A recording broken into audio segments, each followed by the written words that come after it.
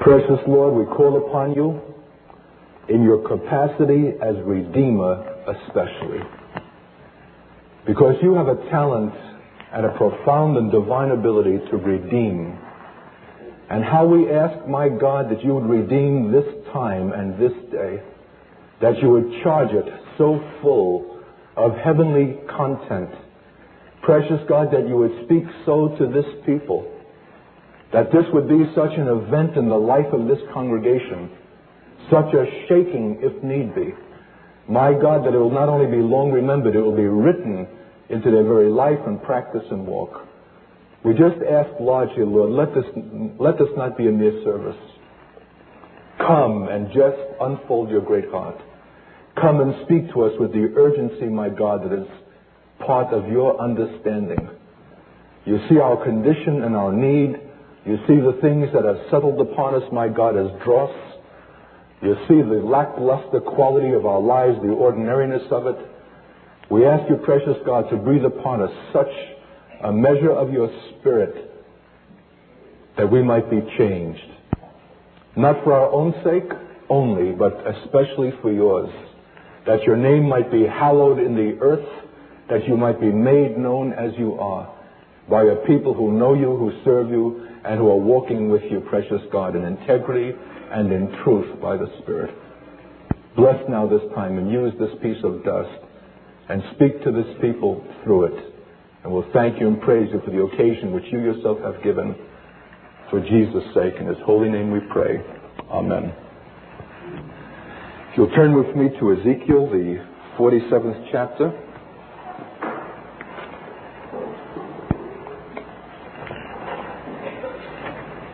We'll read a familiar episode that begins with the words, "Afterward he brought me again unto the door of the house, and behold, waters issued out from under the threshold of the house eastward. For the forefront of the house stood toward the east, and the waters came down from under, from the right side of the house, at the south side of the altar. Then brought he me out of the way of the gate northward, and led me about by the way unto the utter gate by the way that looketh eastward, and behold, there ran out waters on the right side. And when the man that had the line in his hands went forth eastward, he measured 1,000 cubits, and brought me through the waters. The waters were to the ankles. Again he measured 1,000, and brought me through the waters. The waters were to the knees. Again he measured 1,000, and brought me through the waters that were to the loins. And afterward he measured 1,000, and it was a river that could not pass over, for the waters were risen, waters to swim in, a river that could not be passed over. And he said unto me, Son of man, hast thou seen this? And he brought me and caused me to return to the brink of the river." Amen. Well, I don't know how conscious you are about the waters of life. I don't know how conscious you are about water. It's a commodity that I never much questioned or considered, having my origin in New York City, and found something that was always convenient and accessible by the turning on of a tap. But our life in northern Minnesota has given us a new perspective. We've just come out of a drought. I don't know that we have yet really come out of it. But we've learned to understand why the farmers turn their faces toward heaven, and what rain means and what water means. The Lord had something to say to us when we first came up to northern Minnesota, and I want you to know that it has nothing to do with natural choosing.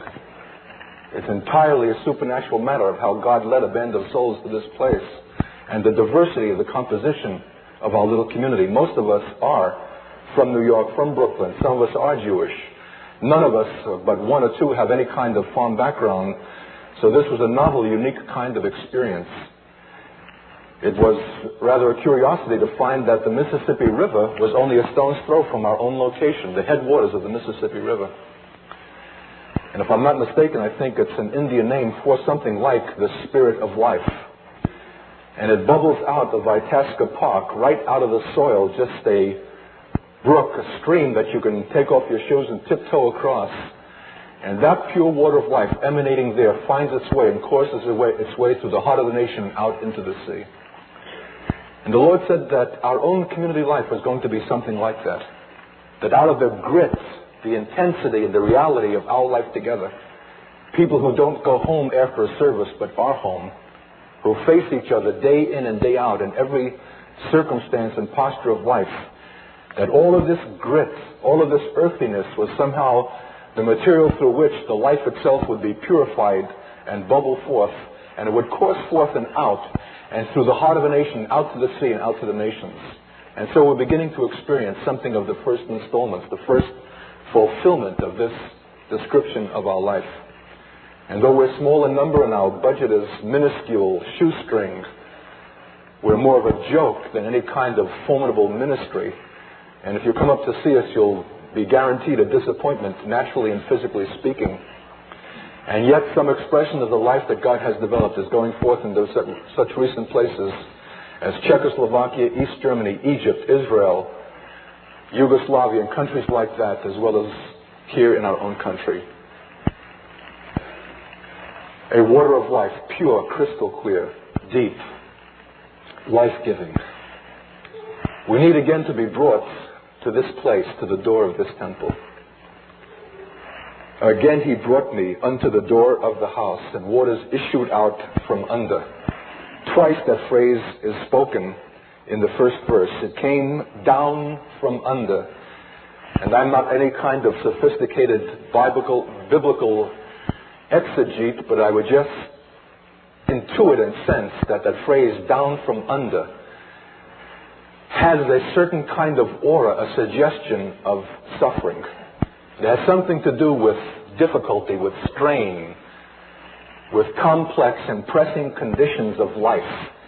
Down from under. I don't think that the waters of life ever come from any other source than that. If our life is glib, casual, superficial, comfortable, it's not likely either issuing from these waters, nor is it likely to be a vessel through which the waters themselves come to others. It's uniquely and always and characteristically down from under. And something has settled upon us. I don't have a word for it. I went from Sunday school class to Sunday school class this morning just to catch the sense, the atmosphere of what you're about. And what shall I say? It's good. It's intelligent, and it's well-meaning, and it's concerned. And yet, nevertheless, it can all be subsumed under one word. It's yet church. How shall I say that? I don't have to express what that means. Because church is a glorious word in its original meaning. But somehow in the Sunday form that we have come to give it in modern times, it's something less than God's original intention. It's something much more casual, much less intense, much more superficial. I got the sense sitting in the Sunday school class that there were people there who were merely students. They were listening to something instructive and important, and yet they were free to accept or reject it, to walk in or to walk out, not just physically but spiritually, so to speak. They were not in any kind of authentic or intensive relationship that I could glean, other than the kind of relationship that characterizes that of most people with their pastors or teachers, which is to say that their lives are yet lived unto themselves and by themselves and for themselves, though they may condescend on a Sunday to sit in a room and listen. That kind of condition will never bring forth the waters of life that come out from under, from the door of the temple. And I think that there's a man in our midst this morning who has a measuring rod, who wants to show us 1,000 cubits more. I'm not too familiar with the symbolism of numbers, but 1,000 signifies to me an ultimate measure. And I wonder how many of us have understood that there's a man with such a rod who's always beckoning us an ultimate measure further than where we are. How many of us even have a stomach for that which is ultimate? The very word is alien and strange to our ears, and all that the word ultimate connotes. It simply is too radical a word for our modern vocabulary. We much rather and are much more comfortable with things that are tentative, maybe, if and but, things that pertain to convenience, things that are to be measured by reason or circumstance. Well, I'll see. But things that are ultimate imply a kind of demand for which our life has not prepared us. Oh, dear children, I'm just a kind of a bundle of frustration up here this morning. I don't know how to speak to you intelligently. I want to breathe something more than just explain something. That's what it's going to take, because we have so missed the apostolic glory of God. What we're about is so much less than the glory of His intention. The world is so much with us. It has imposed upon us its thought, its mode, its lifestyle, that we have become something like religionists rather than the carriers of this great water of life that is only available to those who are ultimate. There's always a measure more than where we have gone. Always 1,000 cubits more to those who are only in ankle deep. And I think that these places that are described in this chapter are symbolic and significant, and surely every one of us in this room this morning is in one of these places. Very few of us are in the last. Very few of us desire to be in that place, because it's the place of utter and reckless and final abandonment, where there's no standing on one's own feet. You're swept in, and you're swept beyond yourself by the forces of the water, which are beyond your own containing or directing. How many of us are willing so to let go? If we're fishermen, we've already had the kind of experience of walking in with wading boots into a fast-moving stream. We're not content merely to fish from the bank, because it limits the arc with which we can throw our fly or our bait. And so we come in wanting the bigger fish, where we want to come in and yet feel ourselves secure. We want our feet firmly planted on that ground, and there's a certain kind of scintillation as we feel the water rushing against our legs, and the ebb and the tug of that water moves upon us. But we don't want to take that one further step, which might find ourselves too deep. And so we fish, but we're limited. And there's something like that in the spiritual life also. I think the greater number of us may even yet well be on the bank, looking down on the activity that is going on in the stream, but yet contemplating or debating whether we want to actually go in.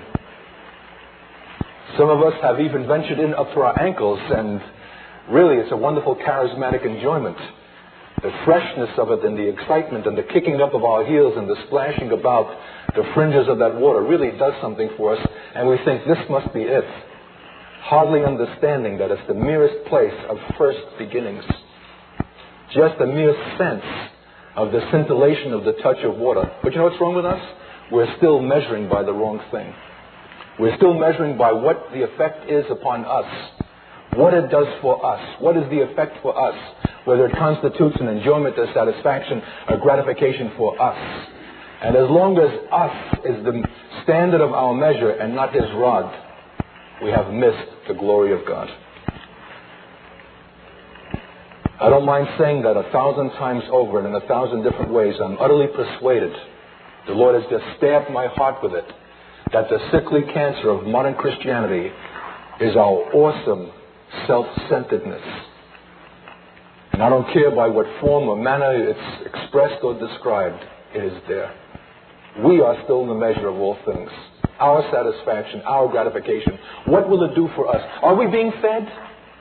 And if we're not being fed, we'll move ourselves elsewhere that we might be fed, thinking that we're fully justified in doing so, not recognizing that it's still an egocentrism of a kind, though albeit it's spiritual, but it still makes us the measure of all things, and not Him nor His glory. You'll never go into the deeps.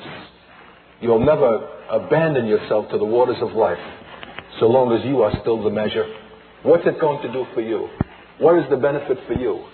What will redound to you by your entering? If that's your perspective, you're not likely to go in all the way. So many of us, therefore, are only up to the ankles and not yet up to the knees, though we say, Lord, Lord. The knee is a very significant joint. Are you in up to your knees? Or you may bend it, but we straighten out soon enough. Is He really the Lord of all your substance, all your time, all of your energy, your thought, your future, your concern? It's a deep place, much deeper than the ankles, and few have entered it, though their mouths are prolifically speaking the word Lord. And yet, even it is only a first or second step toward the desired goal. He measured 1,000, and he brought me through the waters, and the waters were to the knees, and he measured 1,000 and brought me through the waters to the loins. It's a much deeper place, and this is where you really feel the ebb and the tug of these powerfully moving forces of life. It's frightening. All the more if you have been, what shall I say, brought up and trained and shaped in a kind of an institutional, denominational situation, looking to the supervisors, the district superintendents, and all the kinds of things that men somehow have a talent to devise by which the life is assured and guaranteed, and that has to do with elevation, promotion, success, evaluation, and all these things. But to go in one measure beyond that and to feel a greater force pressing upon your life than that which men can impose is a far more frightening kind of a sensation.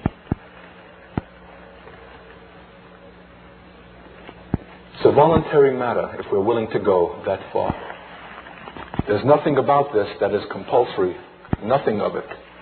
And we have seen even in our own life those that have come and have subsequently gone because the pressure was too great, the demands were too great, the satisfactions were too slim, the risks were too enormous, the insecurities too great, unwilling to go in.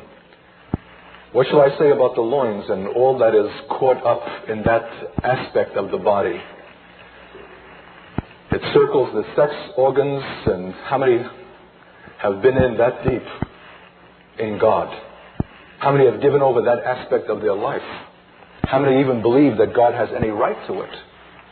How many understand of all the things that pertain to their image and their masculinity and their prowess, their self-assurance, the hips, the place where the men pack their six-shooters and stick their thumbs in their belt, that you've gone in that deep in the waters of life, that it's God's territory and no longer your own, and that your self-esteem and the way you perceive yourself and your assurance and your security is not to be based by anything that you do by virtue of your own strength. It came to us as quite a revelation that the most successful charismatics, people who came to us with praises and speaking all the vocabulary of the body of Christ, within a matter of weeks began to come apart at the seams. And one of the strongest forces working to reveal that they had not a true foundation was what happened to them when they could no longer be the breadwinners for their families. I hope you understand what I'm saying. It's not that God took away from them work, but He took away from them work as a means by which their self-assurance and image was sustained. And when that prop was removed, it was amazing how many brave men collapsed and showed themselves wanting. How much of your self-image and your self-esteem comes not from the fact that you are accepted in the beloved, but comes from that which is the result of your own prowess, your own strength, your own ability, your own doing. And in fact, how much of that is even manifested and ventilated and exhibited in your church experience and activity? How much of what actually goes on in the church is God's work and how much is our own? How much are we laboring and striving in the same kind of exertion that we knew in the world, only now it pertains to building programs or other activities, and yet it is still we and not He Himself who is doing the Father's work. Have you ever been in up to your thighs? I can't tell you how frightening that is. What an eerie and unusual kind of sensation. It's not at all comfortable if you have lived all your life in the assurance of your own strength. To come into a depth where you realize that something is wavering now, and the forces in the places where you are stronger than you yourself, and you have to accede to them. Has God got you up to the hips? Have you come in that 1,000 cubits more? And yet it is not yet the ultimate thing to which God bids His people come. And afterward He measured 1,000, and it was a river that I could not pass over. For the waters were risen, waters to swim in, a river that could not be passed over. I think whether we like it or not, the waters are assuredly rising.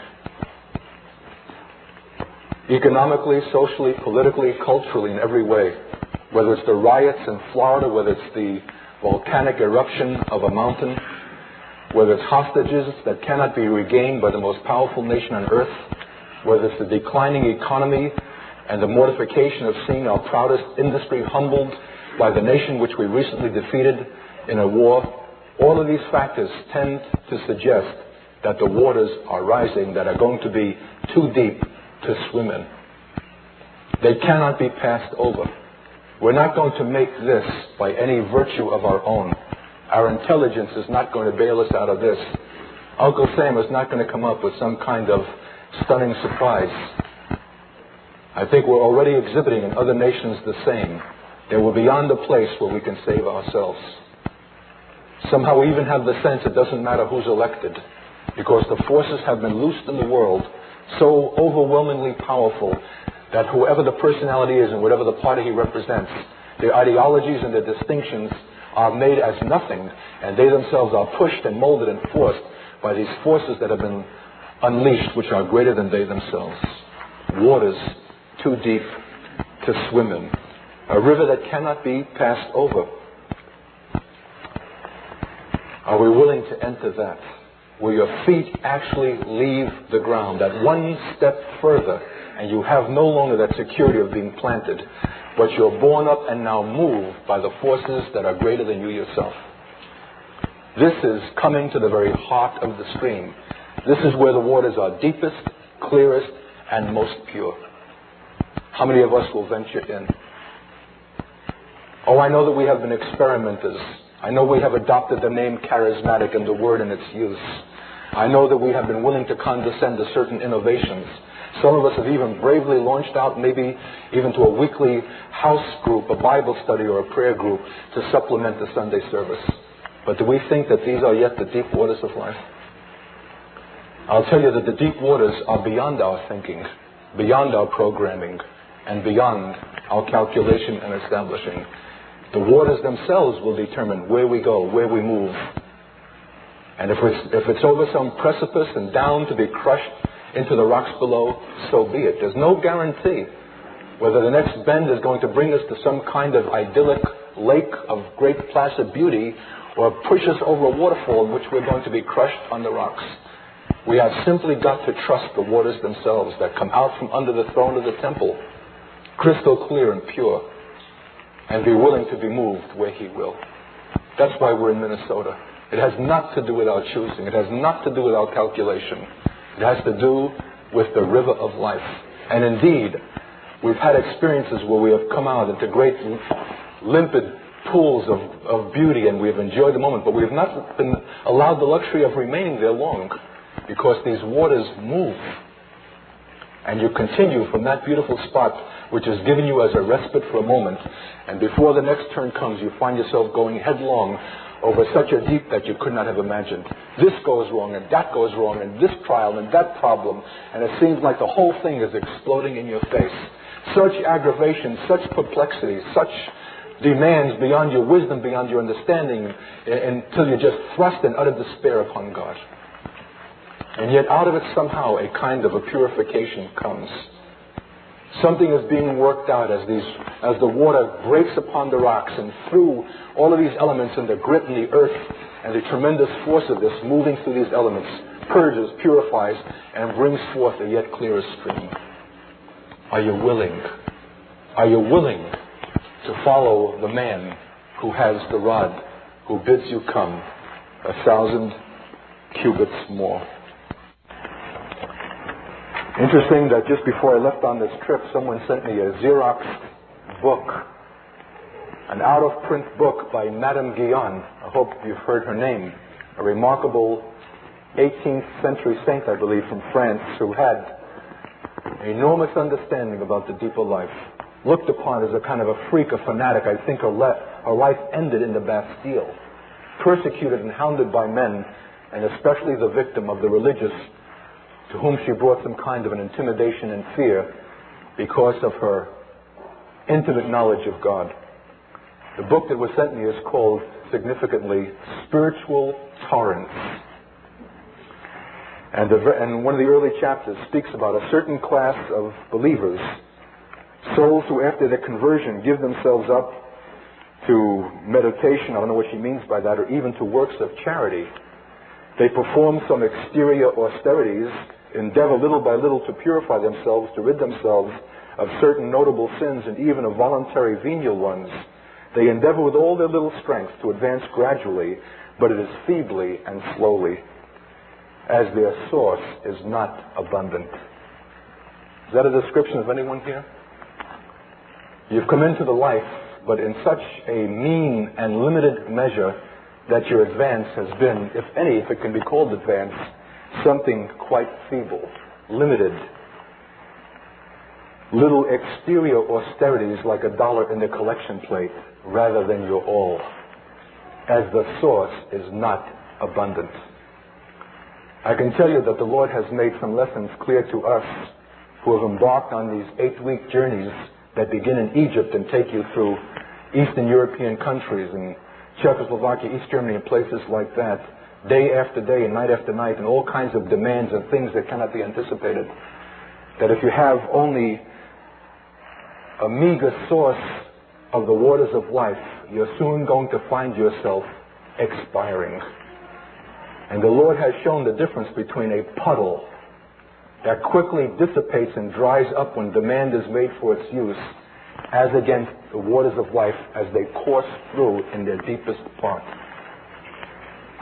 The reason that this sounds academic to many of you is that you have never been put in a place of such intense pressure and such unremitting demand that it revealed the paucity of your life, revealed that you did not have the streams of living water, but all that you had was a residual puddle. And a puddle is sufficient to take you from a Sunday to Sunday and keep your head from nodding in the Sunday school class and take you comfortably through a service. But it's not enough when there's any real demand upon your life. I want to say that for those who are serious and earnest with God, most assuredly, there shall be such demands placed upon our lives that a puddle will not suffice. Their source is not abundant, and the dryness sometimes causes delay. I don't know if I can even describe to you the experience of speaking through an interpreter at a critical time, at a message. It came at a Baptist congregation in Berlin. A people being pressed by God into deeper waters beyond anything they had ever known. That when the end of those days came, I don't know if you can picture it, Baptists who had never even so much as held up their hands or come forward for an altar call, things which are familiar to us as Pentecostals and Charismatics, were down on their faces, strewn throughout the floor in the whole building, in groans before God, being marked in their foreheads with oil in a kind of ultimate consecration to God. By the way, the pastor of that church has been twice called before his denomination to explain this untoward conduct. But I remember in one of those important services as God was bringing this people to this kind of crunching demand, and I was going with full steam and full force in the vigor of God, when all of a sudden I was conscious that the interpreter was sagging. He was coming to the end of his supply. And I couldn't prompt him. And I realized that we had to bring the message to a conclusion. It was not a physical matter, it was a spiritual matter. His waters were running out. He had nothing more to give. I can't describe to you the dismay, the way in which your heart is pierced in such a moment, when you know that God is pressing upon a people, and there's something urgent that is coming forth out of his heart, but for the want of the waters of life in men, it's being required to be cut short. How abundant are the waters of life in you and through you? How thirsty are you for them? How recklessly are you willing to abandon yourself to them and to come in off the bank and out of the shallows in the places that are comfortable and secure and familiar, and trust till they're moving, carry you where they will? She writes, there are even periods and times of aridity when they dry up altogether. Can you think of any greater mortification or humiliation than that our waters should dry up when the heat is on? We need to be brought again to the door of the temple, and that's what God is saying this morning. This isn't a sermon. I don't know how to give one. It's a man with a measuring rod who's saying we need to be brought again to the place where life has its source, out from under. And if we're not willing to the things that come out from under, we can forget it.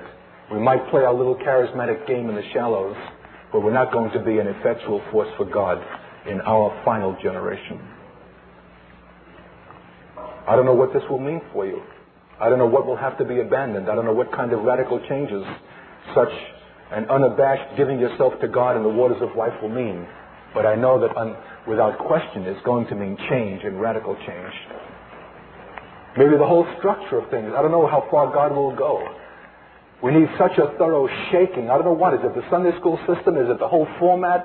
Is it the whole order of things? Is it the whole comfortable convenience that has to be concluded by 12 with 10 extra minutes for a strange speaker who needs it? Something is vastly wrong. And the reason that we have not noted it is because we have been too distant from the source of the waters ourselves. There's a God who's calling us again to the door. I don't have to tell you who that door is. And I can't think of a more urgent time for return than in this present moment. She writes, they dry up altogether. They do not cease to flow from the source, but it is so feeble as to be barely perceptible. What's the source of your life? I wish I could describe my condition as I sat there this morning. Pathetic. Almost universally my condition in every place, in every circumstance. Feeling like nothing. That if I had to be some kind of bright and formidable Christian personality and speaker, I might just as well fall through a trapdoor in the platform as to come up and stand behind this podium. Nothing. Nothing in the physical man. Nothing in the natural man. Nothing that can be acknowledged or celebrated or let alone used. No gift, no distinction, no ability. Nothing. And if there's no life that comes from the source, there's nothing. How'd you like to live on that basis? And the Lord will test you every once in a while, and it will be nothing. And you'll be there with your face sticking out before hundreds with nothing. Just to check you and see that you're clean and that you're not condescending again to return to your own life, your own source, and your own meager supply, your own wit, your own intelligence, your own ability, your own command of language, your own personality, somehow to do a number on the people and be impressive and get through. There's a source, folks, and we have grievously abandoned it. I feel like nailing 95 theses on the doors of the Church of God at Springfield and in other places to show that the heinous sin of God's people in our generation has been a total forsaking and rejection of God by the Spirit. And from none more conspicuously and grievously than those who ostensibly celebrate the Spirit, namely Pentecostals and Charismatics. Oh, we can work up a little unction into our voices, and we can lift up our hands and sing some spirited courses. But what is the source of the life? What river is that? Is it some murky, trafficked-in thing that is our own natural life and ability? Or is there crystal clear, pure waters of life that come out from under the throne of the temple? Namely Himself. There's not one of us in 1,000 who has ever experienced for a moment what it means to live in that life and to minister from that life, let alone to know it consistently and exclusively as the only source. And that's why healing is not coming to the nations. That's why there's not fruit in its season. I haven't even the time to read the entire text. But it says that where this river flowed, there were trees on these banks that gave their fruit in their season, new every month. And here we are, content week after week after week to the same mechanical and predictable kinds of services. And we consider that the norm. Where is the variableness of God? Where is the great creator? Where is the God who's original? Why is it that we should have predictable meanings that can be anticipated when there should not be any two that are ever the same? We should even abandon the word meeting itself and speak more of holy convocations and the gatherings of God's people, when something electric and unique will come out of the heart of God by the river of life on every occasion. Why should it be otherwise? And if we will not expect it, how then shall we have it? And if we think it's only going to come from one man or a staff, we've missed it. We've been content to be passive dummies, sitting in our pews, receiving the programs, paying for it, getting some measure, but we have been unwilling to be apostolic participants in the life. When you come together, Paul says, each man has a psalm, a hymn, a word, a prophecy, a revelation. Well, where is it, for God's sake? And how are you given occasion to express it? And do you come with the anticipation that you're to be used of God and not passively to sit to receive an hour's service and to leave the room in the same condition in which you entered it? For which reason you have not been going on from glory to glory, but your lives have been fixed and stalemated at the same spiritual plateau essentially at which they began. Something radical needs to change. I'm not speaking as some kind of alien from outside taking a pot shot in an Assemblies of God church. I was saved in the Assembly's work in Jerusalem as an unsuspecting atheist who was lost on a bus and got out of the bus looking for directions and entered that work, the bookstore, stunned that they were selling Christian literature, only to hear the voice of God commanding me to remain with these Pentecostal Jews 4 days later to pray my first prayer in 35 years and to enter the kingdom of God. My earliest Christian beginnings were in Assemblies churches. I'm not speaking as some kind of harsh critic from outside. And I would say the same thing in any kind of church. And I'm not even speaking by calculation. I'm speaking by the river of life.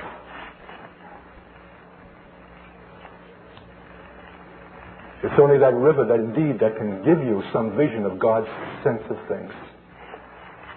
Some estimation, some sense of what He's about and what His desire is. It cannot be communicated in a single session. A mere service is not going to do it. The best perhaps that can be obtained in such an occasion as this is that your thirst shall be whetted for more. And I just want to tell you there's more, vastly more.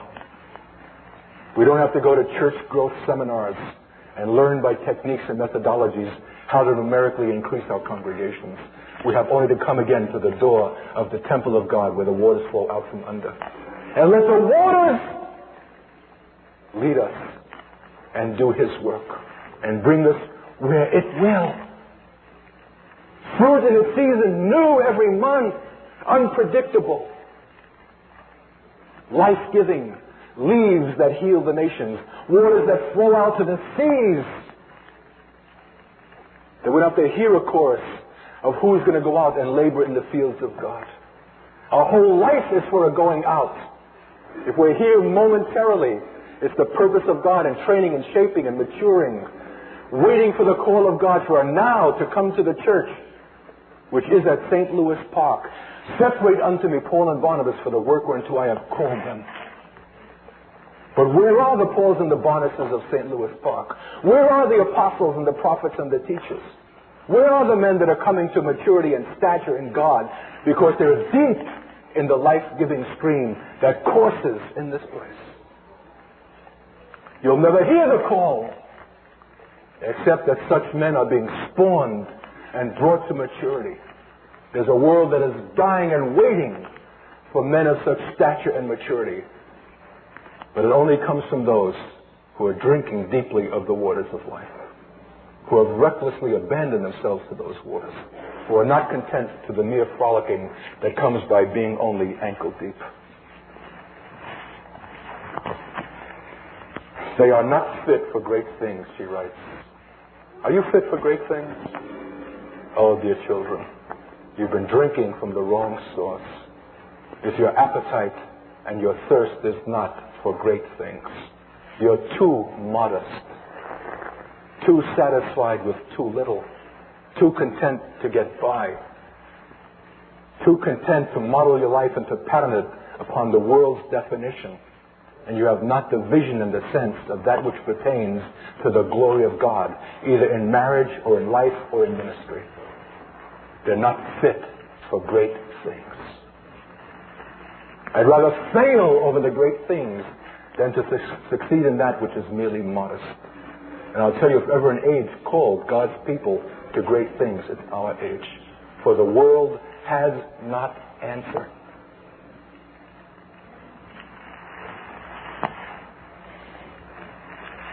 Well, my time is up.